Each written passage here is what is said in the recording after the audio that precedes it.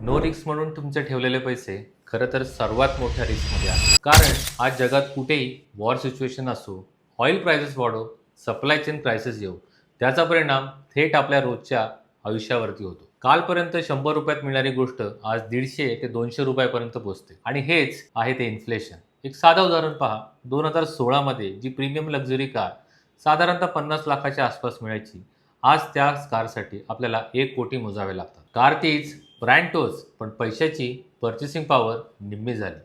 म्हणून फक्त पैसे सेव्ह करणं पुरेसं नसतं, ते इन्फ्लेशनपेक्षा जास्त वेगानं ग्रो होणं गरजेचं असतं. नाहीतर आपण कमवत असतो पण शांतपणे गरीब होत असतो.